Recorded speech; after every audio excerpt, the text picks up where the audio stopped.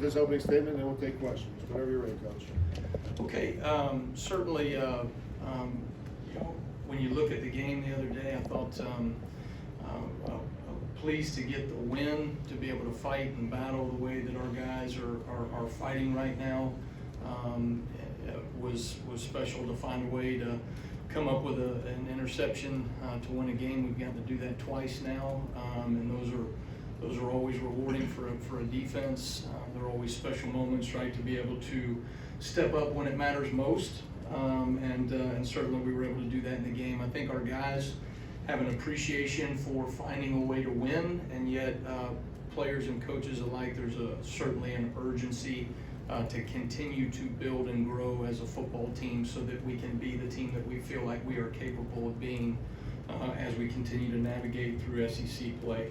We had from a chance defensively to be explosive. We had 13 game changers, 12 was our goal, 4 takeaways, 4 sacks, 3 3-and-outs, and then 2 4th down stops, including a missed field goal.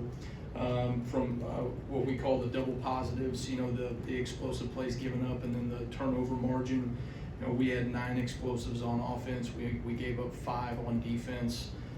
We gave up 1 explosive run and 4 passes.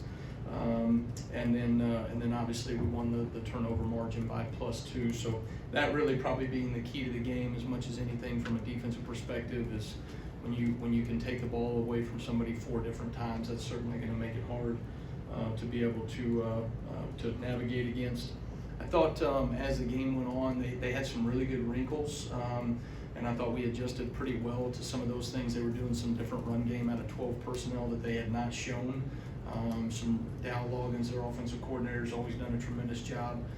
Had some different wrinkles that they were doing. I thought we adjusted to that pretty well on the fly. Credit our defensive staff and our players for making those adjustments. And it gave us a chance to get off the field on 3rd down in the second half, but we did not do that nearly to the consistency that I think that we are capable of, or that we need to be in order to be a consistent defense. We started out the first half, we went 5-0 on 3rd down, got off the field, and then gave up a 4th and 9, which is just obviously an unacceptable play and an error on our part from a execution standpoint. And then we started off the second half going 0 for 5 on 3rd down, and then came back and went 3 for 5 in the last 5 3rd downs. And so that continues to be an area where we are not operating at an optimum level. If we want to be the defense that I think we are capable of being, we have to execute at a more consistent level on 3rd down. When you look at it, there certainly were some challenging things that USC presented for us, but particularly on 3rd down, it was a lack of execution on our part. Putting our eyes in the right place, doing our job at a consistent level, and so those are things that we've got to continue to do, and that's not just in pass coverage, some of it was in pass rush. I do think we took some steps in the right direction from a pass rush standpoint, where we were able to generate pressure on the quarterback. I think that's part of why we were able to get takeaways in the game. We were able to get sacks in the game, but we're still not optimizing our ability to rush as a unit on a consistent basis, and then play coverage on a consistent basis on 3rd down, and particularly in 4th down. So those are certainly the areas that we've got to emphasize as we moving forward, as we navigate ourselves moving forward into playing Tennessee. With that, looking ahead to Tennessee, I think Josh Heupel's just done a fantastic job over the last few years with their program. I think they have continued to improve the overall talent level of their roster. I think they are playing with more depth as a football team, and then there's a number of explosive playmakers that they can get the ball to. I think their running back is elite. I think he has done Sampson, I believe, right, is his last name. Really impressive what he's been able to do. I think he's dynamic with the ball in his hand. He's got really good patience in the run schemes. He will make guys miss at the point of contact, constantly creating yards after contact as well. and then some very explosive athletes on the outside that when they've been able to get the ball out there to them, they've had tremendous success on offense. And that's something that, they are a team that on any given down can create an explosive play. And so that's something that we're going to have to be very mindful of. We're going to have to be very thorough as a defense. And I think ultimately it's going to be about our consistency doing the same high-level job over and over again in order to play, at an optimal level on Saturday. So looking forward to the competition, looking forward to going to Neyland Stadium. And we're going to have a great week of practice and preparation to get ready for it. Thanks, Coach. Let's start on the right side with Charlie. Yeah, hey Coach, kind of a two-part question. Just how would you assess your defense's tackling, and where do you stand on maybe when the players stand defenders up trying to get the ball out rather than just trying to take it to the ground? Yeah, I think fine line, to answer your second question first, I think there's a fine line there of trying to create takeaways, right? The first man to the ball always needs to make sure that he is securing the tackle.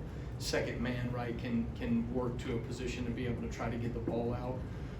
More often than not, you see creating a takeaway or a fumble with maybe at the point of attack. Usually when a guy gets wrapped up, he starts to secure the ball at a little bit higher level. That's not always the case. Sometimes with a quarterback or somebody trying to work to get out of the pocket, from a quarterback in the pocket standpoint. But for us, I think we've got to continue to harp on the fundamentals of how we're tackling. When we don't operate with a hard shoulder tackle, all of a sudden we're giving up some yards after contact. I think we have been inconsistent from a tackling standpoint. A lot of that is making sure that we're leveraging the ball properly in vision coverage and that we're driving the ball. So now, there's less space, right, that we can take away from before the ball, the guy even starts to get going. So I think there's certainly room for error. That improvement there, that's something that you constantly are going to continue to work throughout the season, and teams like Tennessee are going to force you to make space tackles over and over again. So it's critical that we continue to improve. Left side, Chase. When Arkansas held Tennessee to 14 points a couple weeks ago, they did it playing a lot of dime. You don't seem to be the biggest fan of playing 6 DBs, but when Tennessee goes empty with their vertical threats and the receivers get those splits all the way out to the sideline, does that force any DC to look at playing dime? Well, I think I think when you look at what this team is, this is a run football team. They are spreading you out with their receiver splits so that they can establish one-on-ones in the run game, and that they can basically say, they're going to separate the pass coverage from the box responsibility and who's leveraging those plays. So for us, based off of the different personnel groupings they have and based off the formations that they're going to come out in, we're going to have to be able to defend the lateral space and the vertical space on the outside, but also make sure that we're leveraging the box, because this is a run football team. They want to establish the run, and then they set that up to take shots downfield. So I think for us, you don't want to get too far away from home base, who you are and what you do. But from a personnel package standpoint, we're always going to look at, whatever we think is the optimal, scheme and personnel to get our players in the right position. Jump over to the right side here, Nick. Yeah, having coached against USF in week 2, how does that help you in preparation for facing Tennessee now?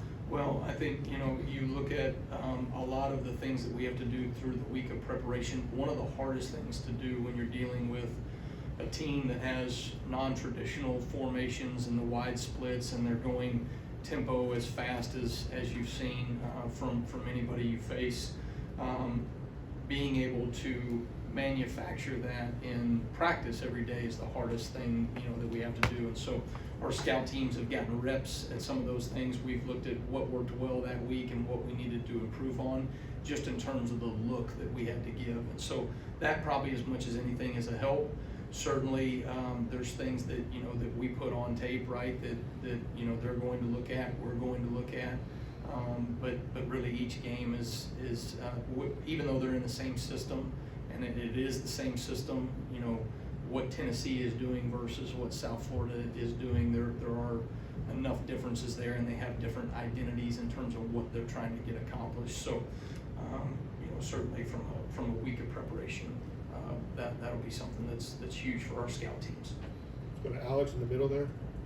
When you see the errors in execution, does it cause you to pull back on what you'd like to call as the play caller? And then just how do you think about the value of just simplicity versus throwing a bunch of wrinkles at? Yeah, no, that's ultimately the give and take that we're trying to look at every single week. What can we go execute at a high level and do it consistently, and yet still have enough wrinkles that we're not a vanilla defense that teams feel like, okay, they're able to lock in and attack. And I think, early on we showed a few different things to set some things up as we navigated into SEC play. So now we've started to show more of those wrinkles. We were able to show a lot more this past week from a standpoint of some pressures and some little nuances and change-ups that we had not shown before. And we'll keep throwing some of those wrinkles in as we go. That's one of the things that are an advantage, right, as a first-year defense, right? There's always going to be some wrinkles and things that you go and throw in. I felt like in the game, you want to make sure that you are simple enough, right, so that our players can go execute. That's constantly the battle that we're looking at. Okay, what are we doing on third down and fourth down that we didn't execute well enough? Okay, well, is it, if it's an execution issue, is it something that we can call differently? We limit some of the things that we're calling, we get really good at this, or we're going to manufacture some pressure through something else from a scheme perspective. So, I don't mean to be too vague, but I also don't want to give away the house there. But I think there's a fine line there of what we need to be able to do. Ultimately, it doesn't matter what we call. If we can't execute it to consistency, we're going to have a problem. Some of that is just the growing pains of a new defense in year one, and that we're going to have to continue to work through. So you can't sit there and throw the baby out with the bathwater, so to speak, right? Where all of a sudden now you're saying, hey, I'm going to get rid of this call that's been very beneficial for us over the years, and we're going to get rid of it because we didn't execute it well enough in week 2, 3, 4. When in week 6, 7, and 8, if we'll just continue to stay at our process, I think those things will come to fruition. Stay on the left side with Katie. What did you learn about your depth at corner when Damani was out for a little bit in that game? You saw some of the younger guys rotating in, and just kind of how vital is Damani's experience at that position? Well, I mean, Damani's experience has shown up in a number of ways, and he stepped up in some big moments. Obviously, having the interception at the end of the game, credit him coming back from getting banged up in the game and to be able to fight back. I think, Damani is operating with a lot of maturity, a lot of mental toughness.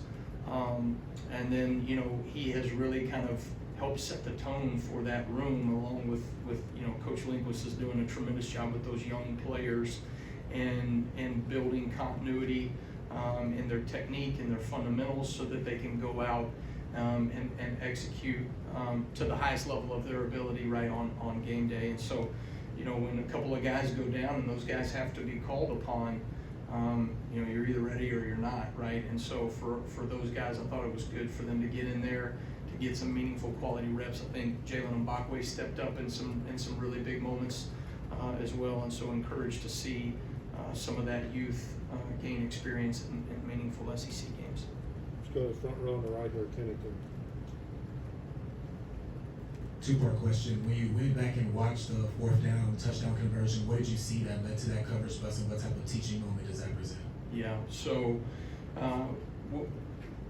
often what happens in coverage, right, is a domino effect of one player doesn't do something, so now another player gets ready to compensate for it, and then all of a sudden, you may have taken away their first or second read, but ultimately, if you give the quarterback time, right, we're gonna have an issue. And so doing our job, our 1/11th of the defense is critical, right? And that's something that we keep harping on to our players of, make sure that you are focused on your responsibility and your job within the framework of the defense, and trust that everyone else is going to do their job as well. And so we had a breakdown in terms of playing over top of a route that we should have been expanding on in that particular coverage.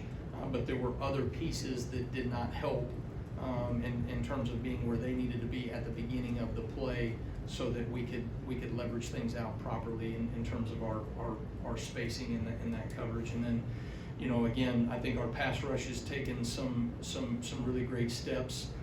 But, you know, also when you're not getting pressure and you're giving time for those long developing plays on third down, that makes it challenging as well. So a little bit of across the board, right? You've got to continue to operate consistency, and it's all 11 guys doing their job, or often in those critical moments, something's going to break down.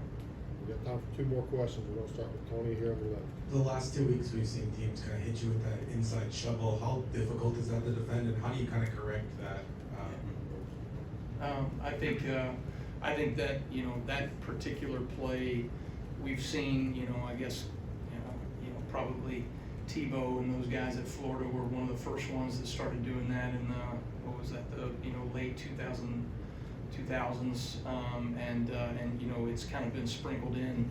When teams, you know, sprinkle it in just here and there, it's really challenging for your guys up front, some of their eye progression, because you're getting an action at you that looks like sprint out for a quarterback or option for a quarterback, and then all of a sudden they're pitching the ball back underneath behind us trying to pursue. And so you've got to be very disciplined and very detailed in doing that, and then obviously your backside pursuit has to be able to fit and get back over top. So it's a challenging play.